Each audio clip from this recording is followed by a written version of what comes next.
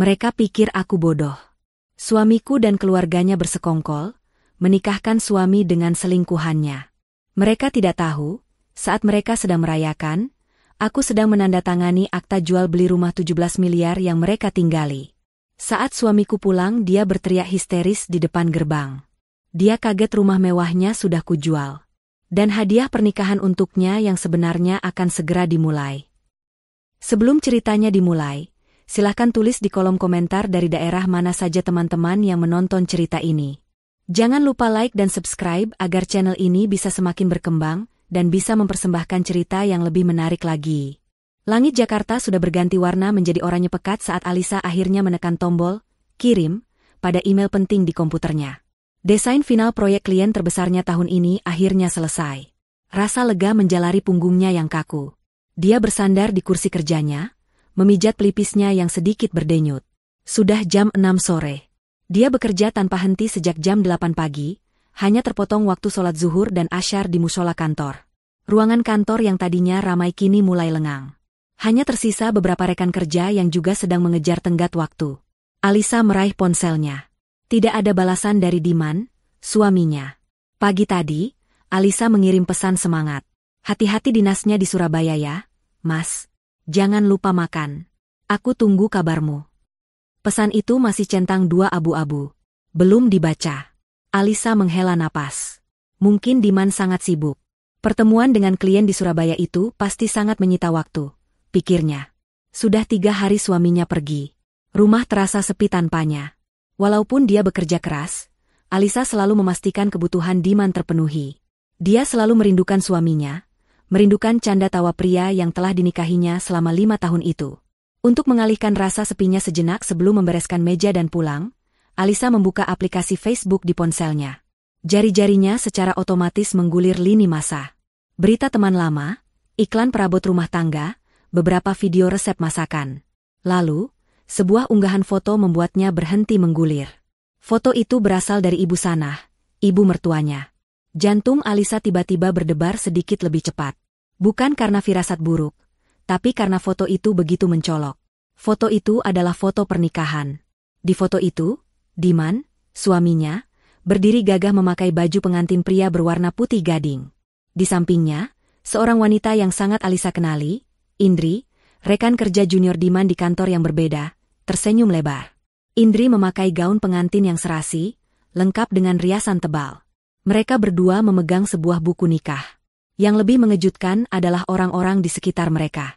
Ada Ibu Sanah yang berdiri tepat di sebelah Diman, memeluk putranya dengan bangga. Ada adik ipar Alisa, para bibi, dan paman dari keluarga Diman. Semuanya tersenyum bahagia ke arah kamera, berpose di sebuah ruangan yang didekorasi dengan bunga-bunga segar. Tangan Alisa mulai gemetar. Ini pasti salah. Mungkin ini foto lama? Mungkin ini acara syukuran? Tapi pakaiannya adalah pakaian pengantin. Alisa membaca keterangan foto yang ditulis oleh Ibu Sanah. Kalimatnya singkat, namun terasa seperti tamparan keras di wajah Alisa. Semoga samawa anakku sayang, di mana Indri? Akhirnya halal juga.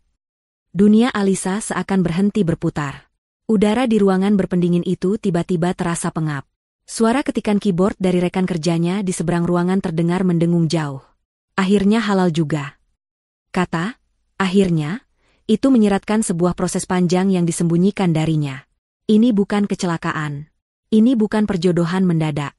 Ini adalah sesuatu yang sudah lama terjadi. Dengan jari-jari yang kaku, Alisa menekan foto itu, memperbesarnya. Tidak salah lagi. Itu Diman. Itu suaminya.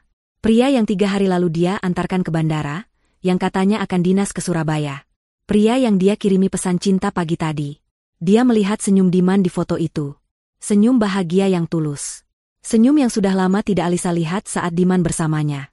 Kemudian, Alisa melihat kolom komentar. Komentar-komentar itu menghujamnya lebih dalam. Selamat ya Diman. Akhirnya Indri jadi bagian keluarga kita, tulis adik iparnya. Alhamdulillah.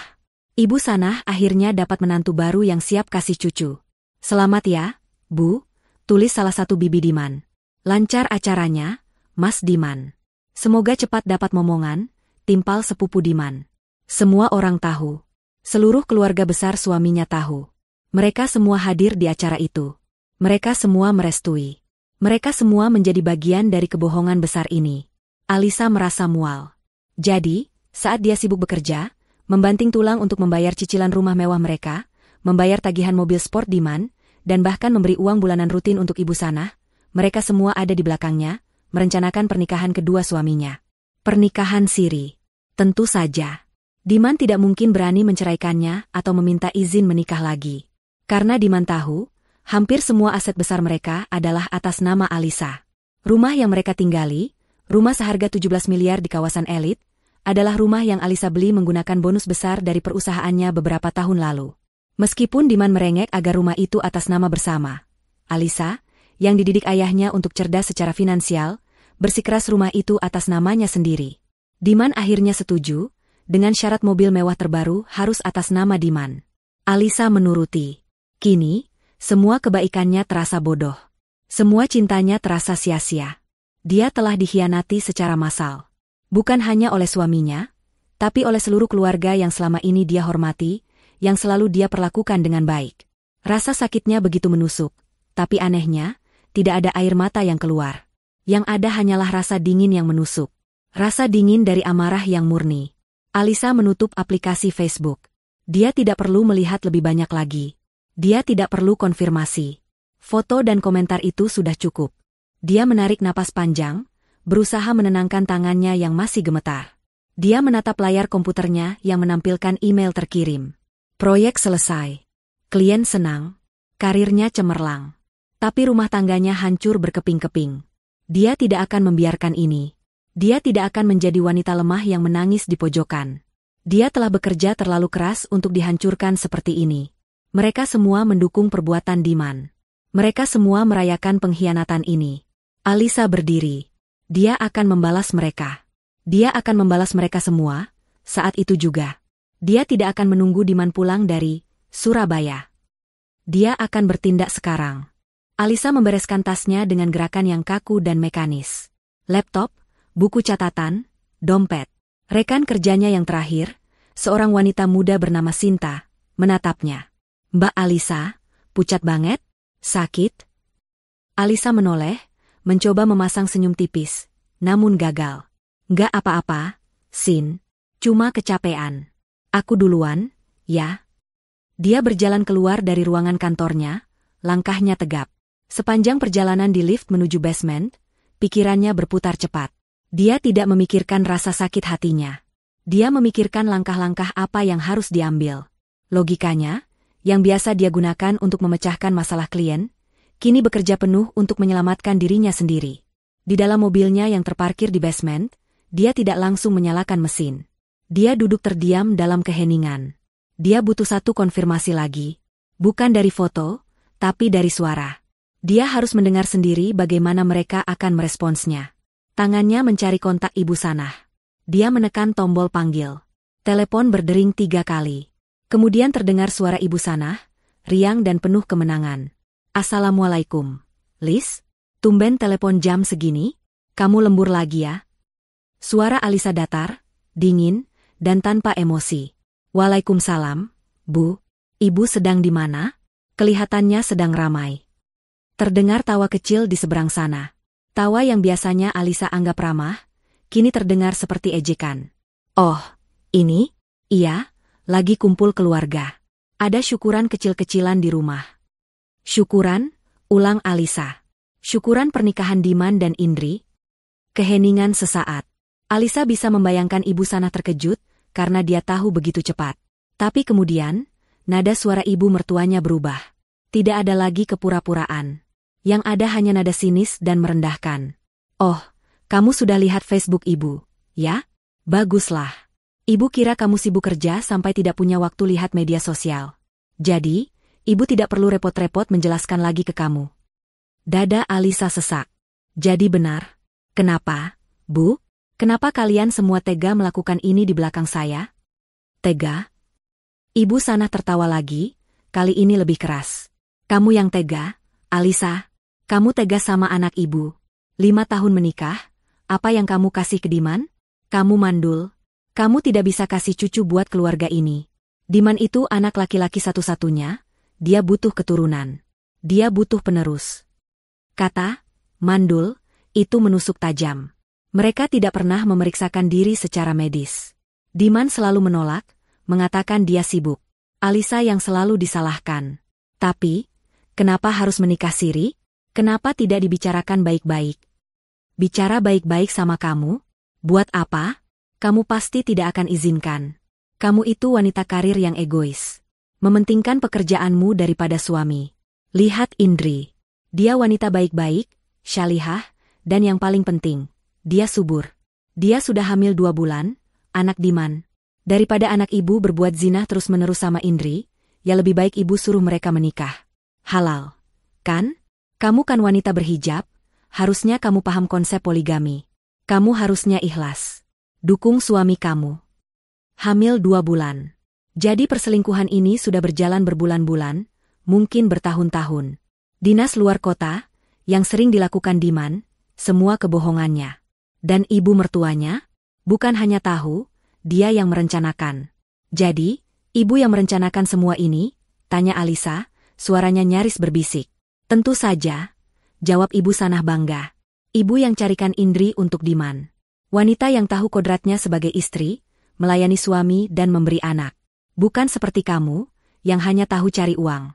Sudah, Alisa. Kamu terima saja nasibmu. Jangan jadi penghalang kebahagiaan anak ibu. Kalau kamu ikhlas, pahalamu besar. Klik. Telepon ditutup oleh ibu Sanah. Alisa menatap layar ponselnya yang gelap. Hening. Tidak ada air mata. Amarahnya sudah melewati batas rasa sakit. Dia merasa seperti orang bodoh. Selama ini dia menghormati ibu Sanah seperti ibunya sendiri. Dia transfer uang setiap bulan tanpa pernah ditagih. Dia membelikan hadiah mahal setiap ulang tahun. Dan ini balasannya. Dia dianggap sebagai mesin uang yang mandul. Baik, desis Alisa pada dirinya sendiri. Kalian semua mendukung dia. Kalian semua berpesta atas penderitaanku. Otaknya bekerja cepat. Aset. Itu yang mereka incar. Mereka pikir Alisa akan diam saja, menerima dipoligami, dan terus membiayai hidup mewah mereka. Mereka pikir Alisa akan ikhlas karena dia, syalihah. Mereka salah besar. Alisa mengganti kontak di ponselnya. Kali ini, dia menelepon pengacara pribadinya, Pak Rahmat. Seorang pria parubaya yang tegas dan sangat kompeten, yang membantunya mengurus semua legalitas aset dan bisnisnya. Selamat sore, Pak Rahmat. Maaf mengganggu. Ini Alisa. Sore, Bu Alisa. Tumben sekali. Ada yang bisa saya bantu? Suara Pak Rahmat terdengar tenang. Saya butuh bantuan Bapak. Segera. Malam ini juga, kata Alisa, suaranya mantap. Saya mau jual rumah saya. Rumah di Jalan Akasia nomor 1. Rumah yang saya tinggali. Terdengar Pak Rahmat menarik napas kaget di seberang. Bu Alisa, rumah 17 miliar itu? Kenapa mendadak sekali? Ada masalah? Ada. Masalah yang sangat mendesak. Saya harus menjualnya malam ini. Saya tidak peduli harganya turun sedikit, yang penting laku malam ini atau paling lambat besok pagi. Uangnya harus masuk rekening pribadi saya yang baru. Tolong buatkan saya rekening baru yang tidak terhubung dengan rekening bersama. Pak Rahmat adalah seorang profesional. Dia tidak bertanya lebih jauh soal masalah pribadi kliennya. Dia tahu nada suara Alisa. Kebetulan, Bu Alisa.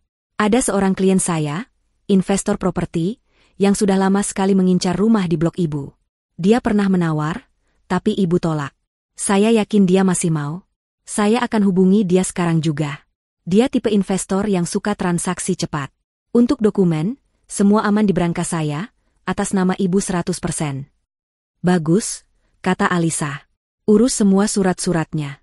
Saya akan ke kantor Bapak sekarang untuk tanda tangan apapun yang diperlukan. Dan satu lagi, Pak. Silakan, Bu. Tolong siapkan surat gugatan cerai untuk suami saya, Diman. Dengan tuntutan seberat-beratnya. Tapi jangan didaftarkan dulu. Tunggu instruksi dari saya. Baik, Bu Alisa. Saya siapkan semuanya. Hati-hati di jalan. Alisa menutup telepon. Dia menyalakan mesin mobil. Dia tidak pulang ke rumah 17 miliar itu. Rumah itu bukan lagi rumahnya. Itu hanya aset yang harus dicairkan. Dia akan menginap di hotel malam ini.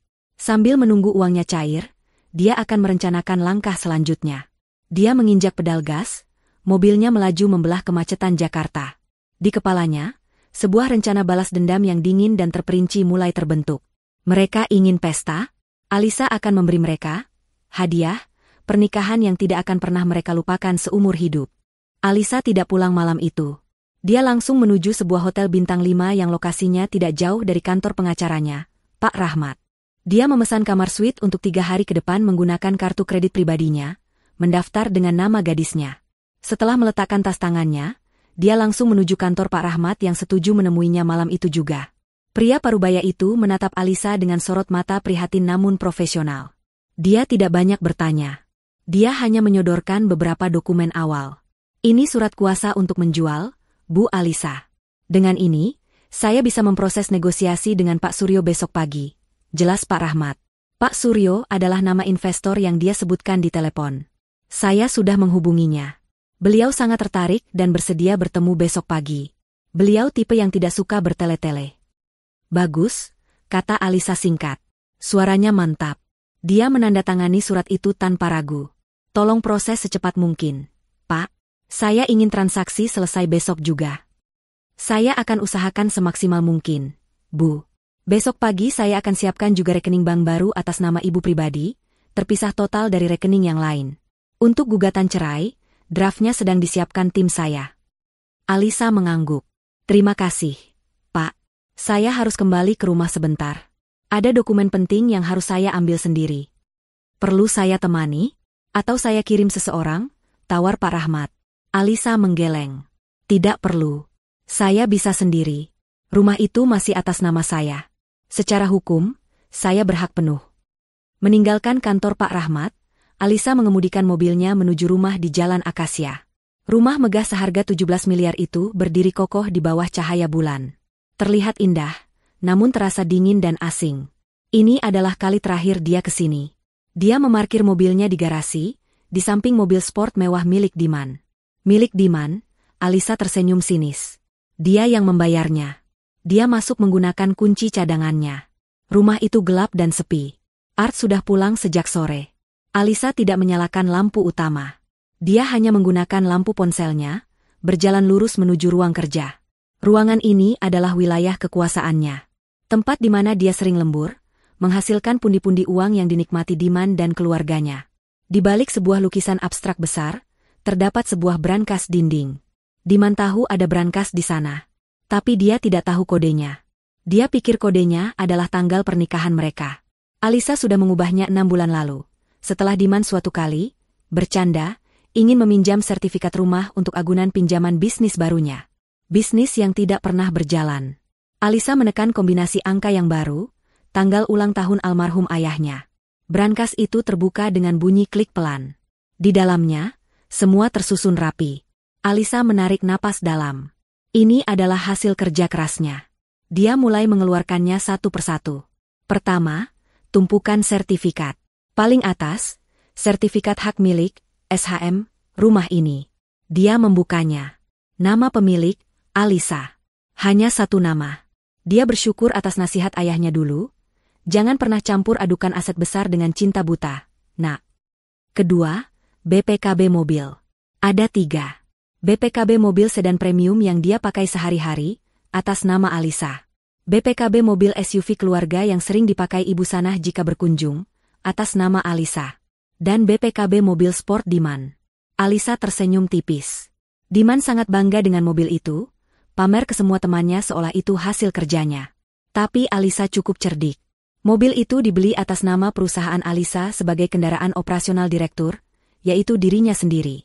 Diman hanya diberi fasilitas memakainya. BPKB itu aman di tangan Alisa. Ketiga, sertifikat 2 unit ruko di kawasan bisnis baru yang sedang berkembang. Keduanya investasi murni Alisa. Keduanya atas nama Alisa.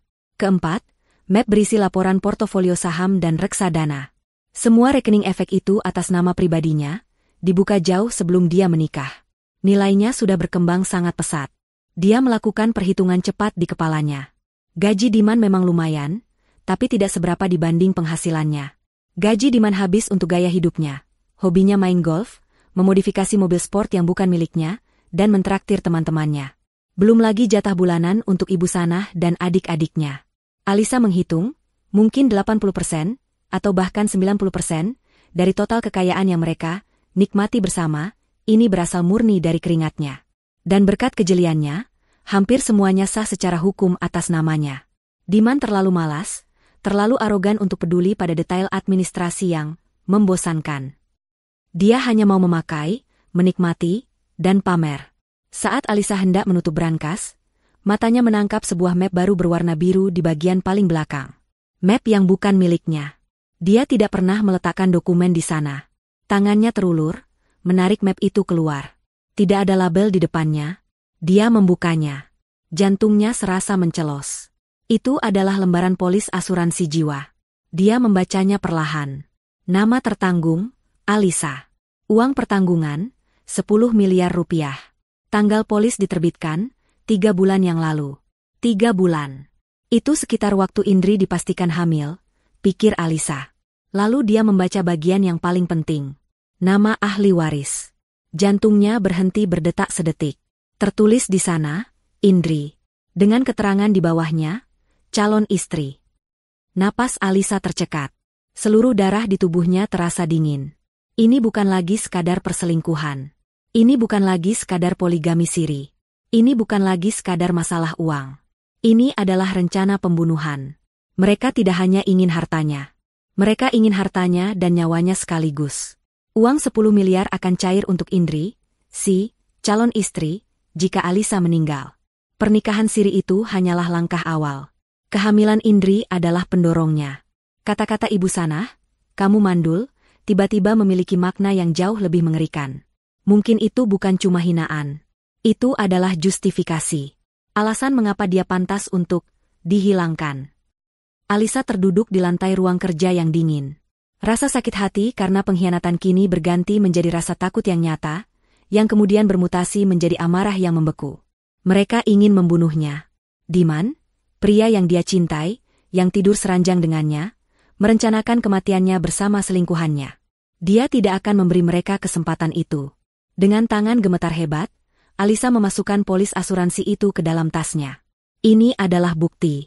Dia lalu bangkit, mengambil tas duffel kecil dari lemari. Dia tidak lagi mengambil barang dengan sentimen.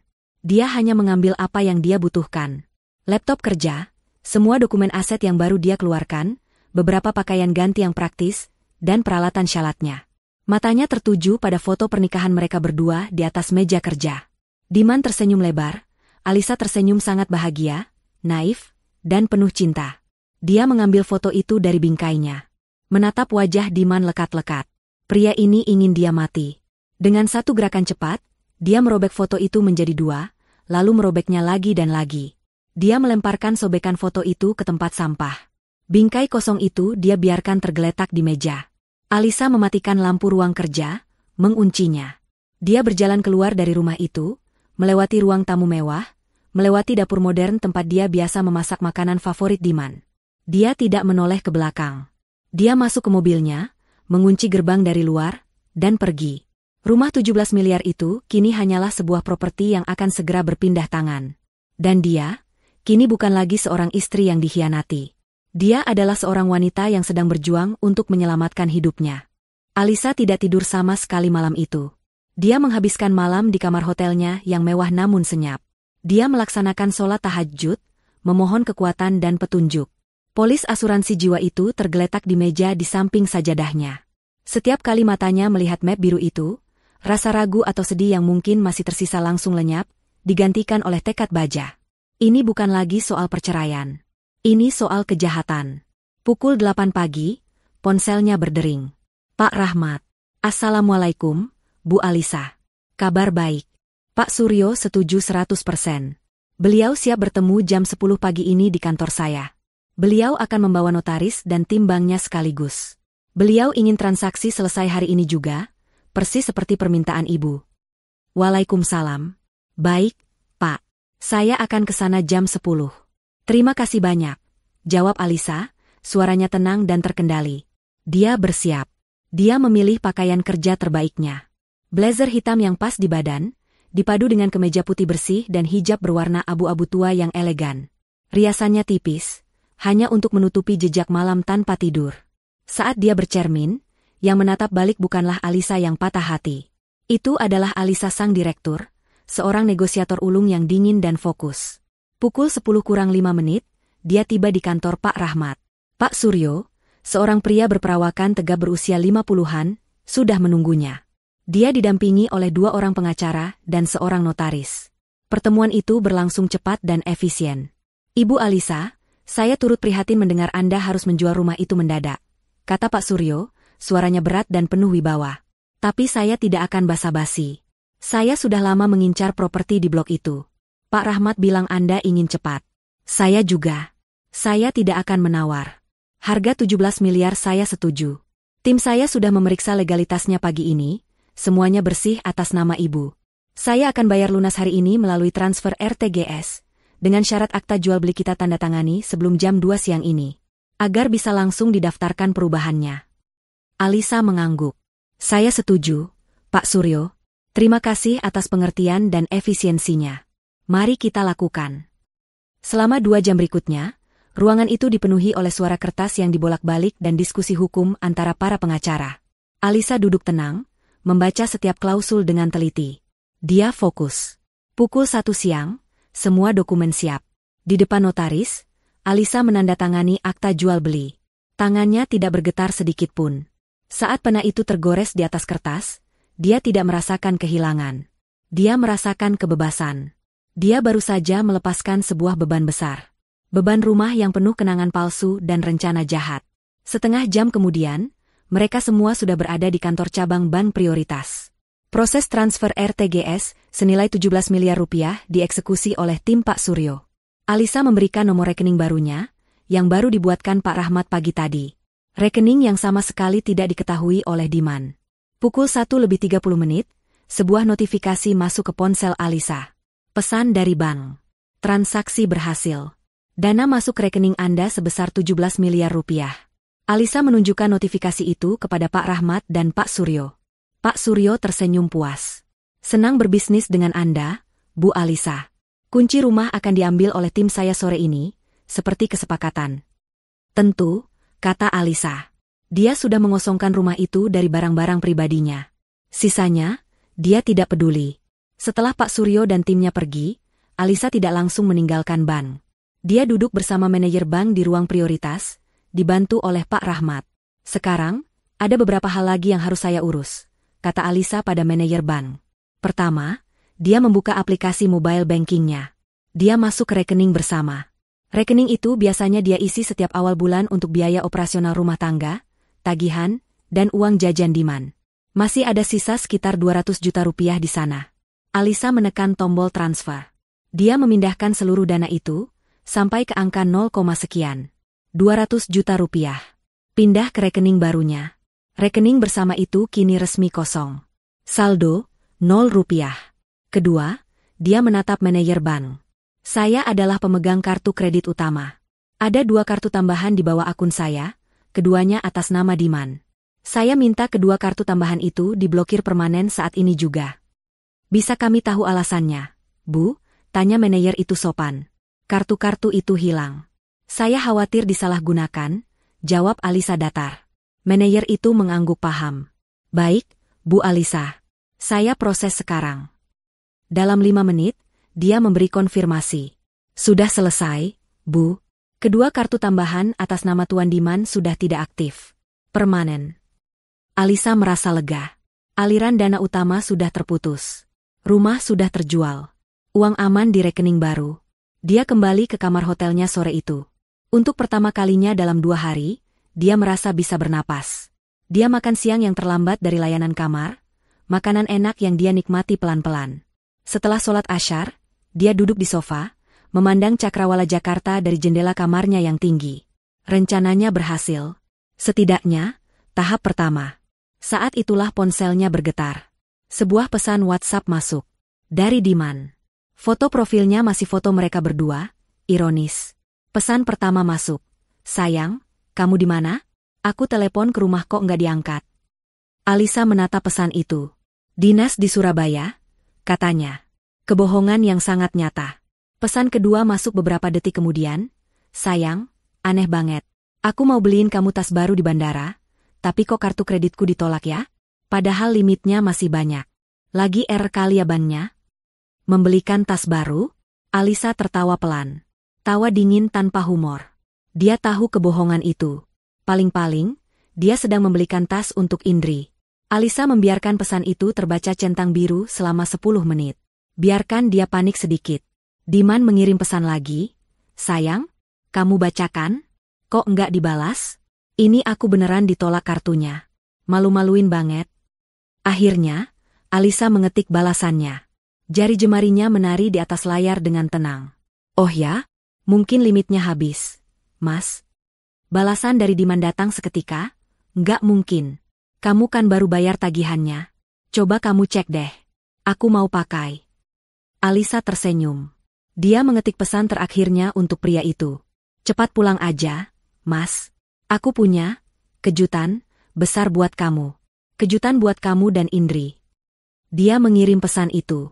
Tanpa menunggu balasan, dia langsung memblokir nomor Diman. Dia juga memblokir nomor ibu Sanah dan semua keluarga Diman yang dia kenal. Tidak akan ada lagi komunikasi. Hanya akan ada aksi. Tahap kedua akan dimulai besok. Mengambil alih aset perusahaan dan menyiapkan bukti penggelapan dana yang dia curigai. Permainan baru saja dimulai. Hari berikutnya, Jumat pagi, Alisa bangun di kamar hotelnya dengan pikiran yang jernih. Dia tidak lagi merasa seperti korban. Dia adalah seorang strategis yang sedang menyusun rencana perang. Setelah sholat subuh dan sarapan ringan, dia mengganti pakaiannya. Hari ini, dia tidak memakai blazer yang biasa dia kenakan saat bertemu klien. Dia memakai pakaian yang sedikit lebih santai namun tetap profesional. Dia harus pergi ke kantor anak perusahaannya. Kantor tempat Diman bekerja. Kantor yang tidak banyak orang tahu adalah miliknya. Perusahaan itu, sebuah firma desain dan konstruksi, sengaja dia dirikan 3 tahun lalu.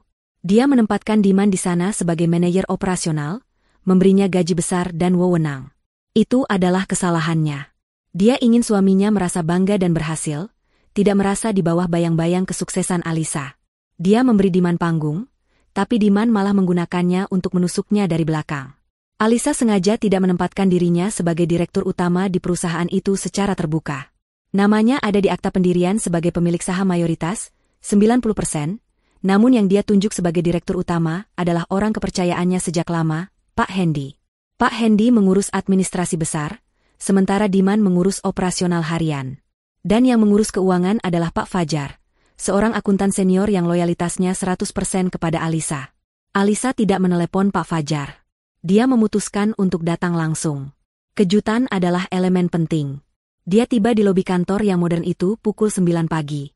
Resepsionis, seorang gadis muda, menatapnya. Selamat pagi, Bu. Ada yang bisa saya bantu?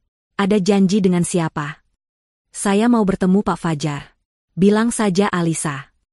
Maaf, Bu Alisa. Ibu Alisa siapa? Ya?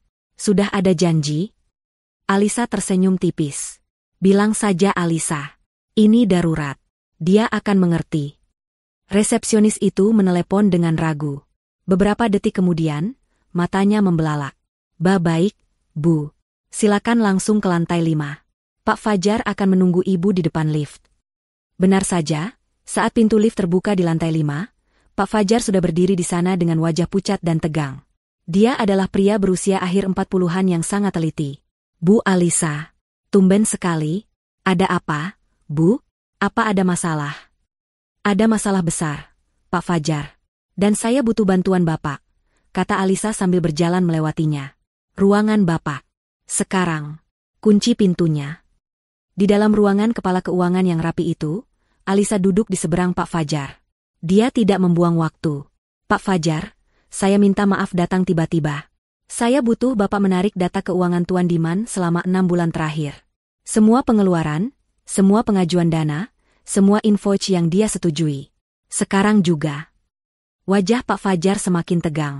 Dia tahu ini bukan kunjungan biasa. Baik, Bu, tentu. Dia segera beralih ke komputernya. Jarinya bergerak lincah di atas keyboard. Apakah ada pos pengeluaran spesifik yang Ibu cari? Semuanya. Mulai dari biaya perjalanan dinas, biaya representasi klien, sampai semua pembayaran ke vendor baru. Pak Fajar mulai membuka satu persatu file. Ini, Bu, Perjalanan dinas Tuan Diman. Cukup banyak. 3 hari lalu, ke Surabaya. Tiket pesawat, hotel bintang 5, biaya entertainment klien. Stop, kata Alisa. Perjalanan ke Surabaya. Saya ingin lihat detailnya. Pak Fajar membuka lampiran. Benar saja. Tiket pesawat, tagihan hotel, semua dibayar oleh perusahaan. Ini laporannya, Bu, kata Pak Fajar. Alisa mengeluarkan ponselnya. Dia membuka riwayat obrolannya dengan Diman. Dia menunjukkan layar itu pada Pak Fajar. Baca ini, Pak. Pak Fajar membaca pesan Diman sebulan lalu. Sayang, aku butuh uang 15 juta. Ada dinas penting ke Surabaya, tapi budget kantor lagi seret. Aku harus talangi dulu. Lalu Alisa menunjukkan bukti transfer dari rekening pribadinya ke rekening Diman sebesar 15 juta. Saya mentransfernya, kata Alisa dingin. Dan ini, perusahaan juga membayarnya. Ini namanya apa, Pak Fajar? Pak Fajar menelan ludah. Ini penggelapan ganda, Bu. Double claim. Kita baru mulai, kata Alisa. Lanjut. Cari vendor.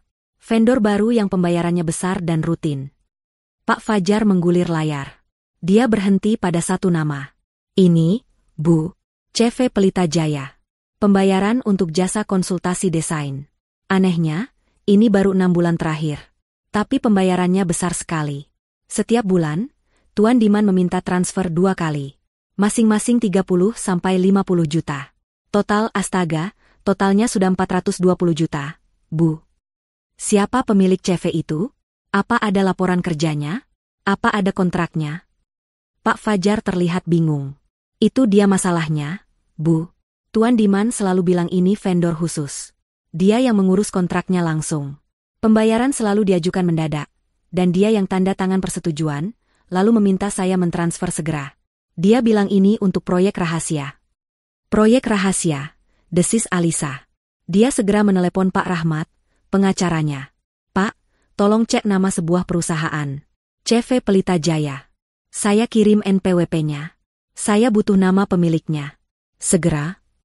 Sambil menunggu kabar dari Pak Rahmat, Alisa berkata pada Pak Fajar, cari lagi. Biaya entertainment. Bawa klien. Pak Fajar membuka data kartu kredit korporat yang dipegang Diman. Tagihannya melonjak. Restoran mewah, butik desainer, dan sebuah toko perhiasan. Ini, Bu, pembelian kalung berlian. 30 juta. Keterangannya, hadiah untuk istri klien X. Alisa tertawa. Tawa yang sangat getir. Dia ingat, 3 bulan lalu Diman pulang dan mengeluh betapa susahnya mengambil hati klien X itu.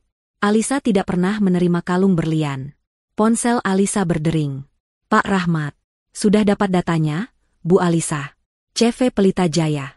Terdaftar 3 bulan lalu. Alamatnya sepertinya alamat palsu, ruko kosong. Dan nama pemiliknya, direkturnya, adalah Indriani. Indri, bisik Alisa. Betul, Bu. Indriani. Rekening bank perusahaan itu juga atas nama dia. Alisa menutup telepon. Dia menatap Pak Fajar. Pak, 420 juta itu masuk rekening pribadi selingkuhan suami saya. Pak Fajar terperangah. Wajahnya memerah karena marah. Dia merasa ikut dibohongi. Kurang ajar. Saya dibodohi mentah-mentah. Bukan hanya Bapak. Saya juga, kata Alisa. Sekarang, kita hitung. 420 juta ke Indri. Double claim perjalanan dinas, kita bulatkan 80 juta selama 6 bulan. Pembelian barang pribadi pakai kartu korporat, 30 juta. Totalnya sudah 530 juta. Penggelapan dana perusahaan. Sempurna. Alisa berdiri. Pak Fajar. Saya minta Bapak mencetak semua bukti ini. Bukti transfer, info palsu dari CV Pelita Jaya, salinan tagihan kartu kredit korporat, dan data registrasi perusahaan atas nama Indriani itu. Saya mau berkas yang lengkap dan tebal. Baik, Bu. Segera saya siapkan, kata Pak Fajar, gerakannya cekatan. Satu lagi, tambah Alisa. Apakah Indriani bekerja di sini? Pak Fajar mengangguk. Benar, Bu. Dia di divisi marketing. Baru masuk 6 bulan lalu. Tuan Diman yang merekrutnya sendiri. Pas sekali, kata Alisa. Tolong siapkan surat pemecatan untuk Tuan Diman dan Nona Indriani. Saat ini juga. Alasan, Pemutusan hubungan kerja dengan tidak hormat, akibat tindakan penggelapan dana perusahaan dan pelanggaran berat etika perusahaan. Siap, Bu Alisa. Surat itu akan ada di meja Ibu sebelum makan siang. 1 jam kemudian, Alisa meninggalkan kantor itu. Dia tidak kembali ke hotel. Dia pergi ke kantor Pak Rahmat. Di tangannya ada sebuah map tebal berisi semua bukti penggelapan dana. Dia menyerahkan map itu kepada pengacaranya. Ini, kata Alisa. Bungkus hadiah pernikahannya sudah siap. Ini adalah bukti kriminal. Saya tidak mau hanya cerai. Saya mau mereka dituntut. Pak Rahmat menerima map itu. Dia membukanya sekilas. Matanya membesar. Ini luar biasa, Bu Alisa. Ini bukan hanya kasus perdata. Ini pidana murni. Penggelapan dalam jabatan. Ancaman hukumannya berat. Saya tahu, kata Alisa. Sekarang, kita tunggu tikusnya pulang ke rumah. Malam itu, Alisa mengirim pesan singkat ke Pak Suryo, pemilik baru rumahnya. Selamat malam, Pak Suryo. Sekadar informasi, kemungkinan besok akan ada tamu yang tidak diundang datang ke rumah. Dia tidak tahu rumah itu sudah dijual. Mohon instruksikan Satpam Bapak untuk tidak mengizinkan dia masuk. Dia tidak punya hak apa-apa lagi. Pak Suryo membalas cepat. Akan saya urus, Bu Alisa. Anda tenang saja. Alisa meletakkan ponselnya. Dia sudah menjual rumah, mengamankan uang 17 miliar, memblokir kartu kredit, dan mengumpulkan bukti kejahatan 500 juta. Dia juga memiliki polis asuransi jiwa 10 miliar sebagai bukti niat membunuh. Hadiahnya sudah terbungkus rapi. Sekarang, dia hanya perlu menunggu Diman dan Indri datang untuk mengambilnya. Sabtu siang. Cuaca Jakarta sangat terik. Sebuah taksi online berhenti tepat di depan gerbang megah rumah di Jalan Akasia. Pintu belakang terbuka. Diman keluar lebih dulu, wajahnya kusut dan kusam. Dia membanting pintu taksi. Di belakangnya, Indri turun dengan susah payah, menyeret koper besarnya sambil mengeluh. Mas, panas banget. Kenapa sih kita nggak dijemput sopir? Katanya kamu punya sopir pribadi, rengek Indri. Baju mahalnya tampak lecek. Bulan madu macam apa ini? Pulang-pulang kepanasan. Diam kamu, bentak Diman. Pusing aku dengarnya. Diman sedang dalam suasana hati yang sangat buruk. Rencana, bulan madu, 3 harinya di Bali bersama Indri, yang dia sebut sebagai Dinas Surabaya ke Alisa, berubah jadi bencana di hari terakhir. Kartu kredit korporatnya ditolak saat mau membayar tagihan hotel. Kartu kredit pribadinya, yang biasa dibayar Alisa, juga ditolak. Dia terpaksa menguras habis sisa uang tunai di dompetnya dan tabungan Indri untuk membayar tagihan. Dia harus pulang naik taksi dari bandara. Malu sekali.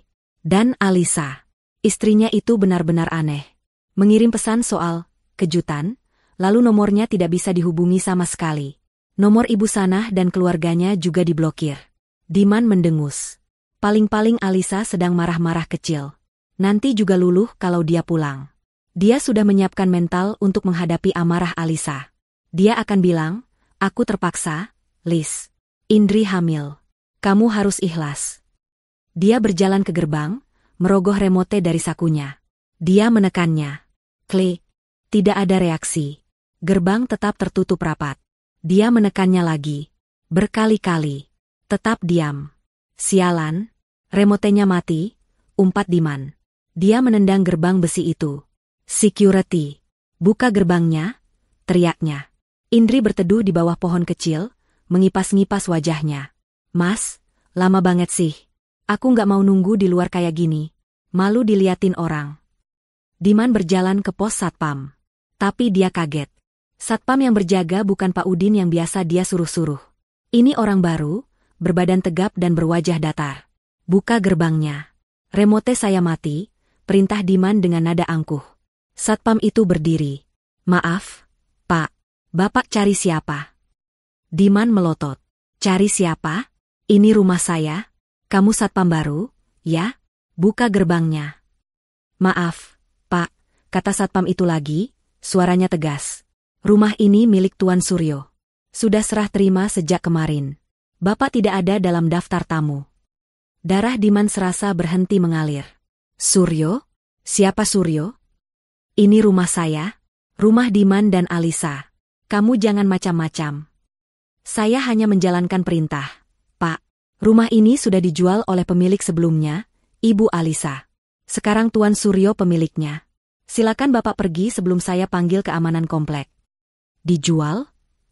Suara Diman naik 1 oktav. Nggak mungkin. Bohong.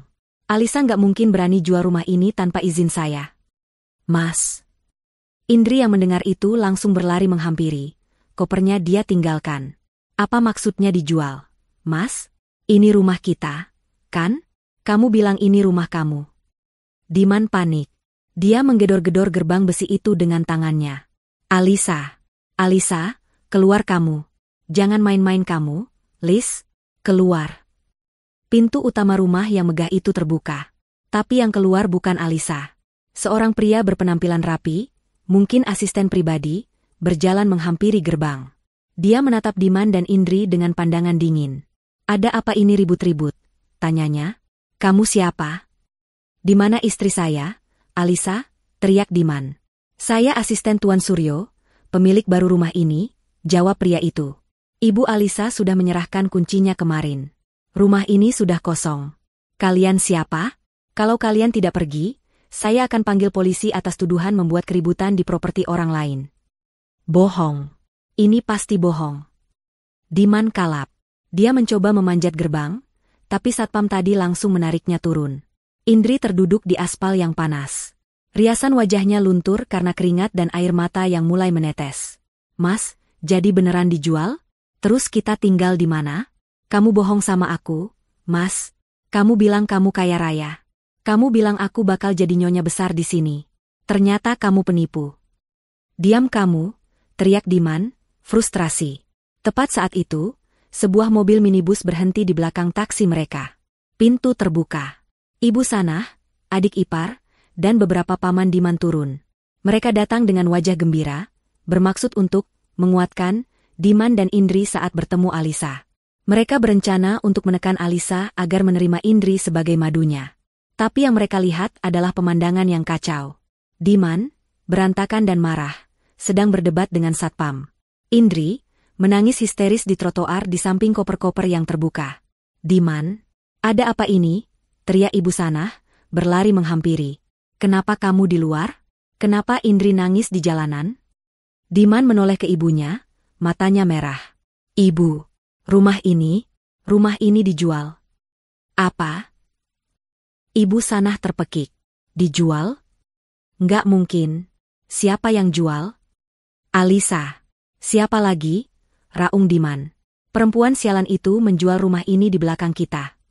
Wajah Ibu Sanah yang tadinya sombong langsung berubah pucat pasi. Dijual? Rumah 17 miliar ini? Bagaimana bisa? Bukannya ini rumah kalian berdua? Aku nggak tahu, Bu. Aku nggak tahu. Diman meninju pilar gerbang. Tangannya sakit, tapi hatinya jauh lebih sakit. Rasa malu, marah, dan bingung bercampur aduk. Mereka semua kini berdiri di pinggir jalan. Sekelompok orang kaya yang kini terlihat seperti gelandangan. Diman, Indri, Ibu Sanah, dan seluruh keluarganya. Terdiam, menatap gerbang rumah mewah yang kini tertutup rapat untuk mereka. Mereka baru saja kehilangan aset terbesar mereka. Indri terus meraung. Aku nggak mau tahu, Mas. Aku mau rumah ini. Kamu harus ganti. Aku lagi hamil anak kamu. Aku nggak mau hidup susah. Diam. Kamu bisa diam nggak? Bentak Ibu Sanah pada Indri. Ini semua gara-gara kamu. Kalau kamu nggak hamil, Diman nggak perlu buru-buru nikahin kamu. Alisa jadi ngamuk kan? Loh, kok jadi salah saya? Kan ibu sendiri yang dukung. Ibu yang bilang Alisa mandul. Balas Indri, tidak mau kalah.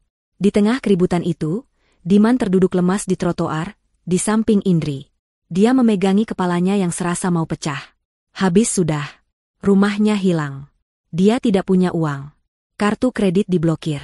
Dan dia terjebak dengan istri baru yang histeris dan ibu yang menyalahkannya. Dia tidak tahu bahwa ini barulah permulaan dari mimpi buruknya. Histeria adalah kata yang terlalu sederhana untuk menggambarkan pemandangan di depan rumah nomor 1 Jalan Akasia siang itu. Ibu Sanah, yang tadinya datang dengan dada dibusungkan penuh kemenangan, kini terduduk lemas di trotoar panas. Wajahnya pucat pasi, mulutnya komat kamit. Hilang. Hilang semua. Rumah 17 miliar. Indri, di sisi lain, telah beralih dari tangisan manja menjadi amukan. Dia berdiri dan menendang koper Diman. Penipu. Kamu bilang kamu kaya. Kamu bilang aku bakal jadi nyonya besar. Ternyata kita diusir dari rumah. Kamu bahkan gak punya rumah. Mas, kamu bohong sama aku. Diam kamu, bentak Ibu Sanah, tenaganya mendadak kembali. Dia berdiri dan menunjuk wajah Indri. Ini semua gara-gara kamu, perempuan gatal. Kalau kamu tidak menggoda anakku, Alisa tidak akan semarah ini. Kamu pembawa sial. Kok jadi salah saya? Indri balas berteriak, tidak peduli lagi pada citranya. Ibu kan yang paling semangat jodohin saya sama Mas Diman. Ibu yang bilang Alisa mandul. Ibu yang bilang saya menantu idaman karena saya subur. Sekarang ibu nyalahin saya? Ibu itu sama saja matrenya. Kurang ajar kamu ya. Mas Diman, bela aku dong. Indri menarik-narik lengan baju Diman. Tapi Diman tidak merespons. Dia berdiri kaku, menatap gerbang yang tertutup rapat. Pikirannya berputar 1000 mil per jam. Alisa menjual rumah. Itu fakta. Dia tidak mungkin bisa masuk. Satpam dan asisten tadi terlihat sangat serius. Dia harus pergi dari sini. Mal. Beberapa mobil tetangga yang lewat terlihat melambat. Penumpangnya menatap penuh rasa ingin tahu. Ini memalukan. Dia, Diman, yang dikenal sebagai eksekutif muda sukses, kini berdiri di pinggir jalan seperti gelandangan, diapit oleh istri baru yang histeris dan ibu yang marah-marah. Uang. Dia butuh uang. Dia harus membawa mereka pergi. Ke hotel. Atau ke apartemen Indri. Ya, apartemen. Setidaknya mereka punya tempat berteduh. Tapi untuk ke sana, dia butuh uang. Dia butuh memesan taksi. Diman merogoh sakunya. Dompetnya tipis. Hanya ada sisa beberapa lembar ratusan ribu, sisa uang tunai yang dia ambil sebelum berangkat, bulan madu. Tidak akan cukup untuk membayar hotel, bahkan untuk taksi pun mepet. Kartu kreditnya diblokir. Itu artinya Alisa sudah bertindak. Tapi masih ada rekening bersama. Rekening yang biasa Alisa isi untuk kebutuhan rumah tangga. Masih ada sisa 200 juta di sana, dia ingat betul. Alisa tidak mungkin sebodoh itu mengosongkan rekening bersama. Itu kan uang mereka berdua. Dengan tangan sedikit gemetar, Diman mengeluarkan ponselnya. Dia mengabaikan teriakan Indri dan Ibu Sanah yang masih bersahutan. Dia membuka aplikasi mobile banking. Mencari ikon rekening bersamanya. Dia memasukkan kata sandinya. Jantungnya berdebar. Aplikasi terbuka. Dia menekan menu, informasi saldo. Layar menampilkan angka. Angka yang membuatnya mual. Saldo tersedia, 0 rupiah. Kosong. Ludes. 0 besar. Nggak mungkin. Desis Diman. Dia menekan tombol, refresh. Hasilnya sama. Dia keluar dari aplikasi, lalu masuk lagi. Tetap sama. 0 rupiah. Lalu dia teringat. Alisa mengirim pesan tentang kartu kredit ditolak. Kemudian dia memblokir nomornya.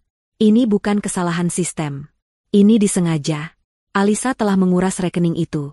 Keringat dingin mulai membasahi kening Diman, meski cuaca sangat panas. Dia cepat-cepat beralih ke aplikasi bank lain, rekening gajinya sendiri. Rekening tempat gajinya sebagai manajer masuk. Dia membukanya. Saldo, 1.500.000 rupiah. Hanya sisa 1,5 juta. Gajinya baru masuk minggu lalu, tapi sudah ludes dia pakai untuk foya-foya di Bali sebelum kartu kreditnya bermasalah. Dia pikir dia bisa menggesek kartu korporat seperti biasa. Dia benar-benar bangkrut. Dia tidak punya rumah. Dia tidak punya uang. Mas. Indri mengguncang tubuhnya. Ayo kita ke apartemenku. Apartemen yang kamu beliin itu. Aku nggak mau di sini. Apartemen. Ya, Tuhan. Apartemen. Diman teringat sesuatu. Dia membeli apartemen kecil tipe studio itu 6 bulan lalu. Tapi uangnya dia mencicilnya. Dan uang mukanya dia menggunakan sebagian dari. Diman tiba-tiba merasa sangat takut. Dia tidak ingat persis dia pakai uang apa. Dia sering memutar uang kantor. Uang dari vendor. Dia yakin Alisa tidak tahu soal itu. Iya, kita ke apartemen, kata Diman dengan suara serak. Dia harus menenangkan situasi. Dia harus memesan taksi. Dia membuka aplikasi pemesanan. Tepat saat dia akan menekan tombol pesan, sebuah sepeda motor berhenti di depan mereka. Seorang kurir berjaket hijau turun, menenteng sebuah kotak besar yang dibungkus dengan sangat indah. Kertas kado berwarna perak metalik dengan pita satin hitam yang besar. Sangat mewah. Permisi. Paket untuk Tuan Diman dan Nyonya Indri? Tanya kurir itu, membaca label di atas kotak. Diman, Indri, dan Ibu Sanah serentak menoleh. Mereka terdiam. Nyonya Indri, ulang kurir itu. Sah saya, jawab Indri ragu-ragu, maju selangkah. Benar ya, Tuan Diman dan Nyonya Indri. Alamatnya di sini, Jalan Akasia nomor 1. Mohon tanda tangan, kata kurir itu, menyodorkan ponselnya. Diman menandatanganinya dengan kaku. Kurir itu menyerahkan kotak besar yang ternyata cukup berat itu ke tangan Diman, lalu segera pergi. Kini, mereka bertiga, bersama rombongan keluarga yang lain, berdiri di trotoar, menatap sebuah kotak kado mewah. Dari siapa? Tanya adik ipar Diman, yang sedari tadi hanya diam. Indri melihat sebuah kartu kecil yang terikat di pita. Dia mengambilnya. Ada tulisan tangan yang sangat elegan. Tulisan tangan Alisa. Apa isinya? Tanya Ibu Sanah curiga. Jangan-jangan isinya kotoran. Atau bom. Nggak mungkin, Bu, kata Diman.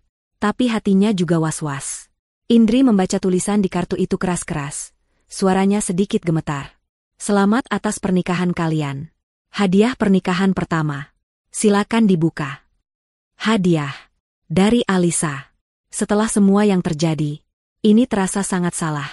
Mungkin dia minta maaf. Celetuk Indri, matanya tiba-tiba berbinar. Mungkin isinya perhiasan? Atau cek? Dia sadar dia salah sudah jual rumah, jadi dia kasih kita kompensasi. Buka, perintah Ibu Sanah, rasa serakahnya mengalahkan rasa curiganya. Dengan tangan yang masih gemetar, Diman meletakkan kotak itu di atas koper. Dia menarik pita satin hitam itu. Pitanya terlepas dengan mulus. Dia merobek kertas kado perak yang mahal itu. Di dalamnya, ada sebuah kotak hitam pekat yang sangat kokoh. Tidak ada merek. Hanya sebuah kotak hitam polos. Jantung Diman berdebar sangat kencang. Ini adalah ketenangan sebelum badai. Dia bisa merasakannya. Dia mengangkat tutup kotak itu. Si kotak itu tidak seperti yang diharapkan Indri. Tidak ada perhiasan, tidak ada tumpukan uang tunai, apalagi cek. Yang ada hanyalah lapisan kain satin hitam yang lembut. Di atas kain itu, tergeletak 2 amplop putih tebal, bersegel resmi. Kertasnya kaku dan mahal. Di sudut kiri atas, tercetak logo perusahaan tempat Diman bekerja. Firma desain dan konstruksi itu. 1 amplop bertuliskan nama, kepada YTH. Saudara Diman. Amplop kedua bertuliskan nama, kepada YTH. Sdri. Indriani. Napas Diman tercekat. Ini bukan hadiah. Ini surat resmi. Surat? Cuma surat? Pekik Indri kecewa. Dia langsung menyambar amplop dengan namanya. Apa-apaan ini?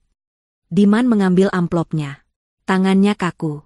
Dia merasakan tatapan Ibu Sanah dan seluruh keluarganya tertuju padanya. Dia merobek segelnya dengan kasar. Menarik keluar lipatan kertas di dalamnya. Itu adalah surat. Di atas kop surat resmi perusahaan. Ditandatangani oleh Direktur Utama, Pak Hendi. Diman membacanya. Matanya bergerak cepat menyusuri baris demi baris. Perihal, surat pemutusan hubungan kerja, PHK, dengan tidak hormat. Kepada Saudara Diman, Manajer Operasional. Berdasarkan temuan audit internal, dan menimbang pelanggaran etika berat, serta tindakan asusila yang mencoreng nama baik perusahaan. Jantung Diman serasa diremas. Maka, terhitung sejak tanggal surat ini dikeluarkan, perusahaan secara resmi memutuskan hubungan kerja dengan Saudara Diman dengan status tidak hormat. Saudara tidak berhak atas pesangon, uang penghargaan, atau fasilitas apapun dari perusahaan. Seluruh fasilitas perusahaan, termasuk kendaraan dinas, harus dikembalikan dalam waktu 1x24 jam. Kendaraan dinas. Mobil sport itu. Yang dia kira miliknya. Dipecat? Suara itu bukan dari Diman. Itu adalah jeritan melengking Indri. Dia juga sudah selesai membaca suratnya. Isinya serupa. PHK tidak hormat. Alasan, melanggar etika perusahaan, terlibat hubungan terlarang dengan atasan, dan menjadi bagian dari konspirasi yang merugikan perusahaan. Aku dipecat. Mas, aku dipecat. Indri mengguncang-guncang tubuh Diman. Kertas surat itu terlepas dari tangannya dan melayang jatuh ke aspal. Diman sendiri tidak bisa berkata-kata. Dia dipecat. Dari perusahaan yang dia bantu kelola. Bagaimana bisa Pak Hendi? Apa maksudnya dipecat? Raung Ibu Sanah. Dia merebut surat dari tangan Diman. Dia membacanya dengan cepat, matanya membelalak. PHK? Tidak hormat? Bagaimana bisa? Diman, kamu kan manajer di sana. Kamu kan orang penting. Diman tidak menjawab. Dia menatap kosong ke dalam kotak hitam itu. Matanya menangkap sesuatu yang lain. Di bawah kain satin yang tadi menahan 2 amplop itu, ada selembar kartu lagi. Kartu kecil berwarna gading. Lebih kecil dari kartu ucapan selamat tadi. Dia mengulurkan tangannya yang gemetar, mengambil kartu kecil itu. Ada tulisan tangan Alisa lagi. Rapi, tegas, dan dingin. Dia membacanya dalam hati terlebih dahulu. Oh iya, Diman. Perusahaan itu milikku. Sahamnya 90% atas namaku. Pak Hendy hanya menjalankan perintahku. Kamu baru saja memecat dirimu sendiri dari propertiku. Diman terhuyung. Dia bersandar pada pilar gerbang yang dingin, pilar rumah yang bukan lagi miliknya. Perusahaan itu milik Alisa. 90%. Dia tahu Alisa menanam modal. Dia tahu Alisa yang mendirikannya. Tapi Alisa tidak pernah ikut campur. Alisa membiarkannya bebas. Dia mengira Alisa hanya investor pasif yang bodoh. Dia mengira perusahaan itu adalah miliknya untuk dikendalikan. Dia salah. Dia salah besar. Alisa adalah pemilik mutlak. Dia hanya seorang pegawai. Pegawai yang baru saja dipecat. Diman, apa maksudnya ini? Ibu Sanah jelas melihat perubahan raut wajah Diman.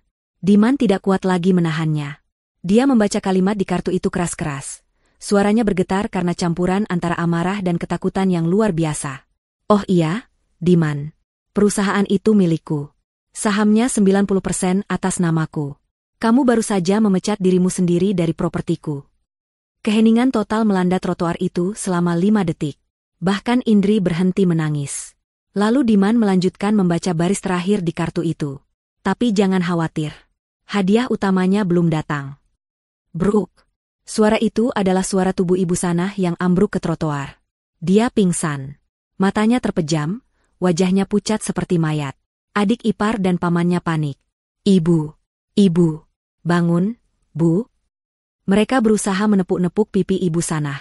Indri tidak peduli pada ibu mertuanya. Dia menatap Diman dengan mata penuh kengerian. Milik Alisa? Perusahaan itu milik Alisa? Jadi, gajimu selama ini, mobilmu, semua dari Alisa? Diman tidak menjawab. Dia meremas kartu itu di tangannya. Kamu nggak punya apa-apa?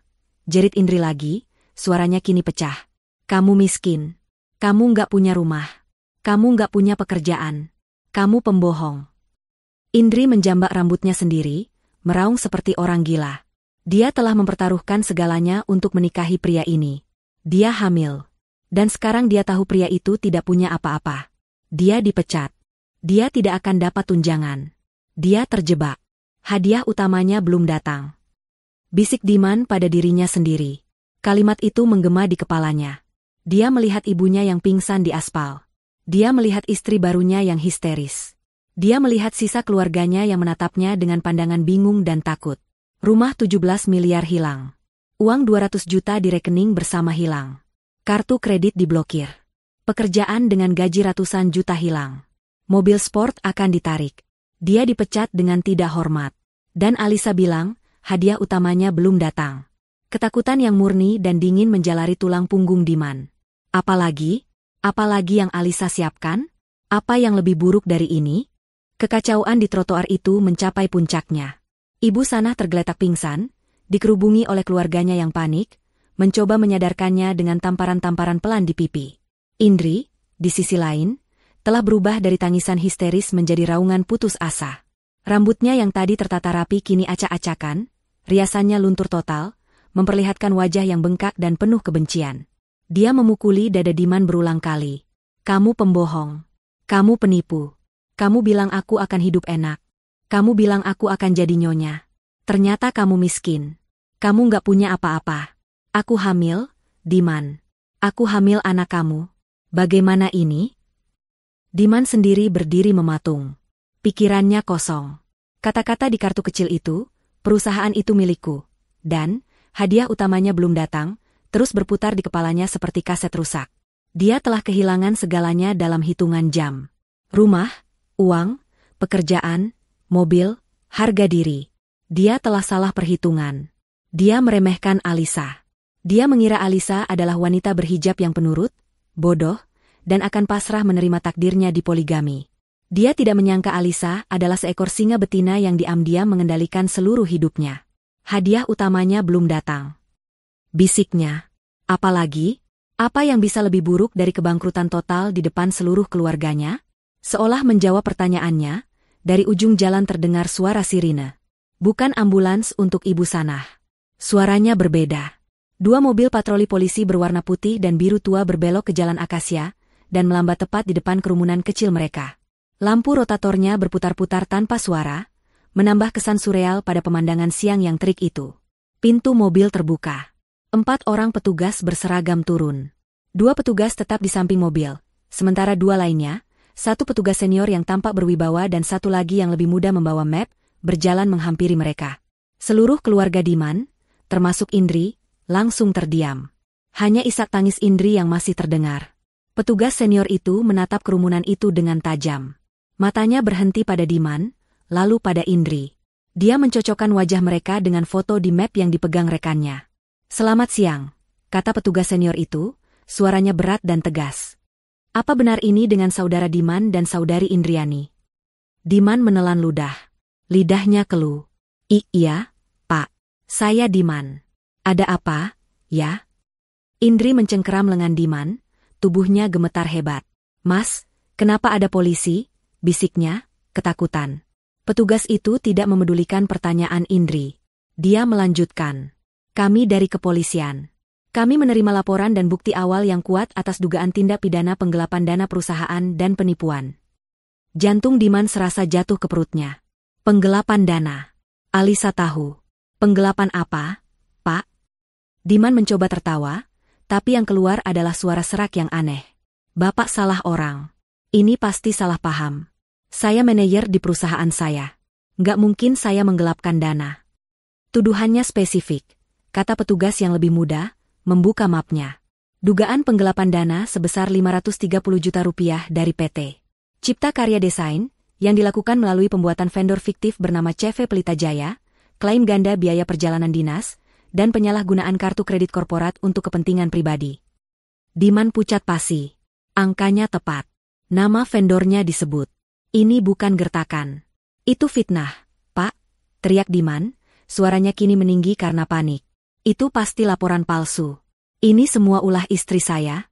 Dia mau menjebak saya." "Anda bisa menjelaskan itu semua di kantor polisi," kata petugas senior itu datar.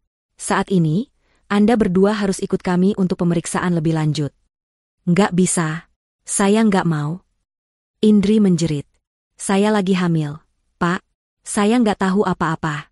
Saya cuma disuruh tanda tangan sama Mas Diman. Dia yang urus semuanya. Saya korban." "Indri, tutup mulutmu," bentak Diman. Tepat saat itu, sebuah mobil sedan hitam mewah yang berbeda, bukan mobil Alisa yang biasa, berhenti dengan mulus di belakang mobil polisi. Pintu belakang terbuka. Alisa melangkah keluar. Dia tampak sangat berbeda. Tidak ada raut wajah sedih, marah, atau panik. Dia tampak tenang, dingin, dan sangat berwibawa. Dia mengenakan blus sutra berwarna krem, celana bahan yang rapi, dan hijab yang serasi. Kacamata hitam besar menutupi matanya, menambah kesan tak tersentuh. Dia tidak sendirian. Di belakangnya, Pak Rahmat, pengacaranya, ikut turun membawa sebuah koper arsip kecil. Diman menatap Alisa dengan mata membelalak. "Alisa, kamu yang laporin saya, kan?" teriaknya. "Kamu tega. Kamu mau penjarain suami kamu sendiri?" Alisa berjalan perlahan menghampiri mereka. Dia berhenti di depan para petugas polisi. Dia melepas kacamata hitamnya, memperlihatkan matanya yang jernih namun sedingin es. Dia menatap Diman. "Suami?" katanya. Suaranya jernih dan terdengar oleh semua orang. "Suami yang mana? Suami yang diam-diam menikah siri dengan selingkuhannya? Suami yang membiayai pernikahan haramnya pakai uang curian? Atau suami yang berencana membunuh istrinya untuk mengklaim asuransi 10 miliar? Setiap kata adalah pukulan. Diman membeku.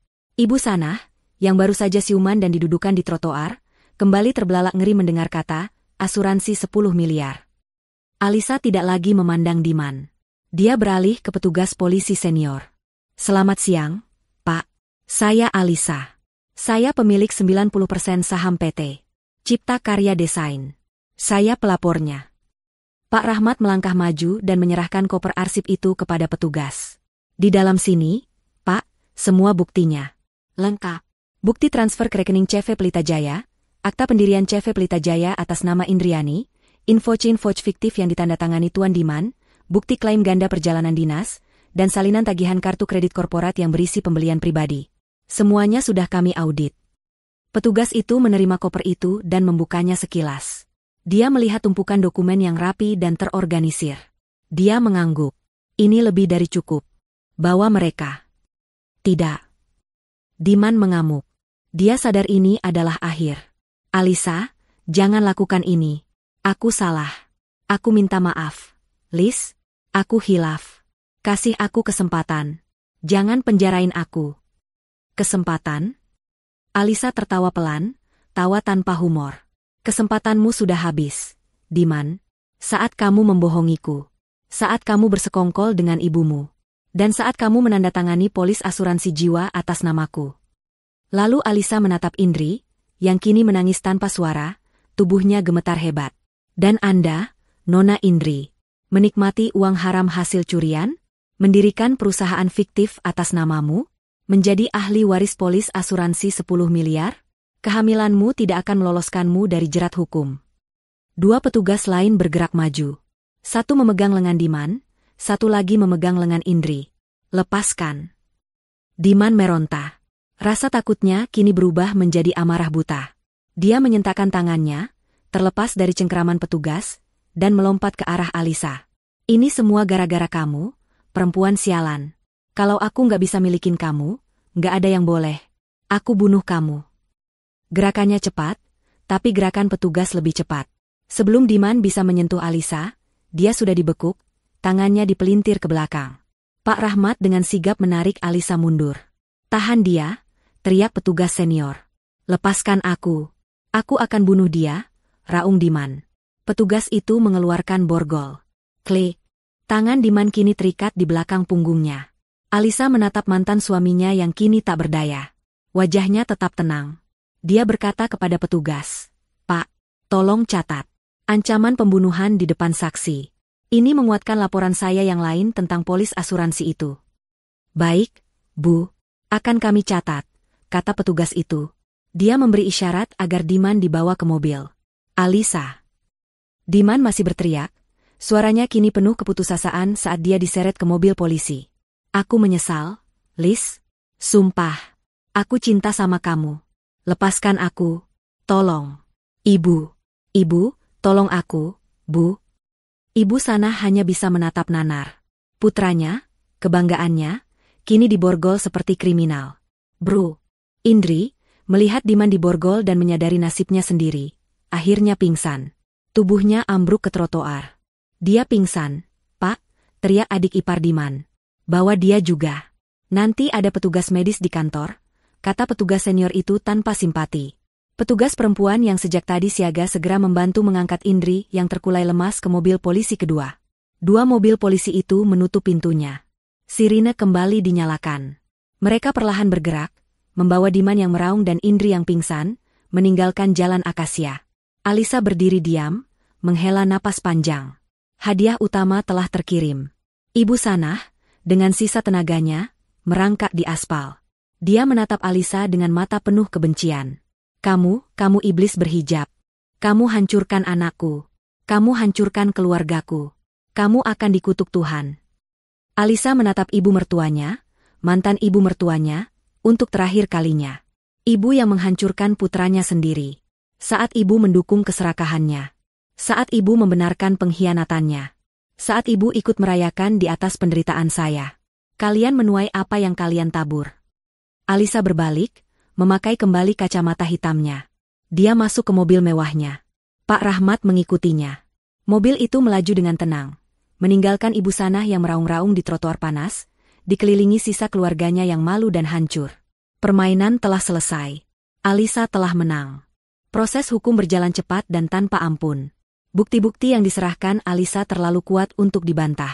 Berkas yang disiapkan oleh Pak Rahmat dan Pak Fajar begitu rapi, memperlihatkan jejak digital dan aliran dana yang tak terpatahkan. Penggelapan 530 juta rupiah itu terbukti tanpa keraguan. Diman mencoba berkelit. Dia menyalahkan Indri. Dia bilang dia dijebak. Dia bilang Indri yang menggodanya dan mengelola keuangan CV Pelita Jaya. Tapi pengakuannya dimentahkan oleh tanda tangannya yang ada di setiap invoice palsu dan surat pengajuan dana. Indri, di sisi lain, mencoba menggunakan kehamilannya untuk mencari simpati. Dia mengaku sebagai korban, dipaksa oleh Diman untuk menandatangani dokumen yang tidak dia mengerti. Tapi rekening bank CV Pelita Jaya yang berisi ratusan juta itu atas namanya, dan dia terbukti aktif menarik uang dari rekening itu untuk belanja barang-barang mewah. Setelah persidangan yang melelahkan, hakim mengetuk palu. Keadilan telah ditegakkan. Diman dinyatakan bersalah sebagai otak penggelapan dalam jabatan. Dia divonis hukuman penjara selama 5 tahun. Ancaman pembunuhan yang dia teriakkan di depan polisi dan polis asuransi jiwa 10 miliar yang dia buat atas nama Alisa menjadi faktor pemberat. Hakim melihatnya sebagai individu berbahaya dengan niat jahat yang terencana. Indri juga dinyatakan bersalah. Perannya sebagai kaki tangan yang turut menikmati hasil kejahatan terbukti. Dia divonis 3 tahun penjara. Kehamilannya tidak membebaskannya, hanya memastikan dia akan melahirkan di dalam tahanan, dengan fasilitas medis penjara. Karma tidak berhenti di sana. Ibu Sanah adalah orang yang paling hancur. Putra satu-satunya, kebanggaannya, kini seorang narapidana. Dia kehilangan sumber pendapatan utamanya. Keluarga besar yang dulu memujanya kini menjauhinya. Mereka malu dan tidak mau terseret dalam aib keluarga. Berita tentang kasus ini menyebar di lingkungan mereka, membuat Ibu Sanah tidak berani keluar rumah. Untuk membiayai pengacara Diman yang mahal, yang pada akhirnya tetap kalah, dia terpaksa menjual rumahnya sendiri. Rumah itu laku dengan harga murah karena dia butuh uang cepat. Dalam setahun, Ibu Sanah jatuh miskin. Dia harus pindah ke sebuah kontrakan sempit di Gang Senggol, hidup sebatang kara, penuh penyesalan dan kebencian. Indri melahirkan seorang bayi laki-laki di rumah sakit penjara. Sesuai prosedur, bayi itu hanya boleh bersamanya selama beberapa waktu sebelum akhirnya diserahkan ke dinas sosial, karena keluarga Indri sendiri menolak untuk mengasuh bayi itu. Mereka malu dan telah mencoret nama Indri dari kartu keluarga.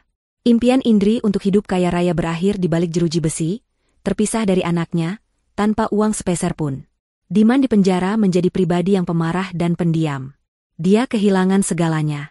Wajah tampannya memudar, tergantikan oleh tatapan kosong. Dia menyesal. Bukan menyesal karena telah mengkhianati Alisa, tapi menyesal karena dia bodoh, ceroboh, dan tertangkap. Dan Alisa? Dia menceraikan Diman secara resmi saat suaminya itu masih dalam proses penyidikan. Pengadilan mengabulkan gugatannya dengan sangat mudah, mengingat adanya bukti perzinahan dan tindak kriminal. Dengan uang 17 miliar dari penjualan rumah, ditambah seluruh aset pribadinya yang lain, Alisa memulai hidup baru. Dia tidak mau lagi berhubungan dengan perusahaan konstruksi yang mengingatkannya pada pengkhianatan itu. Dia menjual PT Cipta Karya Desain kepada Pak Hendy dan beberapa investor lain. Alisa memutuskan untuk menggunakan kekuatannya untuk sesuatu yang lebih besar. 2 tahun kemudian, di sebuah ballroom hotel mewah di Jakarta, Alisa berdiri di atas panggung. Dia tampak anggun dan bersinar. Hijabnya yang berwarna biru langit serasi dengan pakaiannya. Dia tidak lagi terlihat dingin, matanya kini memancarkan kehangatan dan kepercayaan diri. Dia sedang berbicara di depan ratusan tamu undangan, dalam acara peluncuran resmi, Yayasan Pelita Alisa. Pengkhianatan adalah racun, katanya, suaranya tenang dan menggema. Dia bisa membunuh kita dari dalam. Tapi dia juga bisa menjadi obat penawar, jika kita memilih untuk tidak mati. Dia bisa memaksa kita untuk melihat nilai diri kita sendiri. Hari ini, saya berdiri di sini bukan sebagai korban. Saya berdiri sebagai seorang penyintas, yang memilih untuk mengubah racun itu menjadi kekuatan. Tepuk tangan membahana. Yayasan Pelita Alisa adalah sebuah lembaga nirlaba yang dia dirikan, didanai sepenuhnya dari kekayaan pribadinya. Tujuannya, memberikan bantuan hukum, perlindungan, dan pelatihan kemandirian finansial bagi perempuan-perempuan korban kekerasan dalam rumah tangga, KDRT, dan penipuan finansial. Setelah acara selesai, asisten pribadinya, Sinta, mantan rekan kerjanya yang kini dia rekrut, menghampirinya dengan sebuah tablet. Mbak Alisa, acaranya sukses besar. Banyak donatur yang langsung mendaftar. Oh iya, ada berita kecil tadi. Berita apa? Tanya Alisa sambil menerima secangkir teh hangat. Lelang terakhir rumah kontrakan Ibu Sanah sudah selesai. Dia diusir karena tidak bisa bayar sewa. Sekarang kabarnya dia menumpang di rumah kerabat jauhnya, diurus seperti pembantu. Lapor Sinta datar. Dan Indri, permohonan pembebasan bersyaratnya ditolak hakim. Dia dianggap belum menunjukkan penyesalan. Alisa terdiam sejenak. Dia menatap keluar jendela, melihat matahari Jakarta yang mulai terbenam. Tidak ada rasa puas, tidak ada juga rasa kasihan. Yang ada hanyalah rasa netral. Keadilan alam semesta telah berjalan dengan sendirinya. Mereka semua telah menuai apa yang mereka tabur. Baiklah, kata Alisa, akhirnya. Dia berbalik dari jendela, tersenyum pada Sinta. Abaikan berita itu. Kita masih banyak pekerjaan. Tolong siapkan pertemuan dengan tim hukum kita.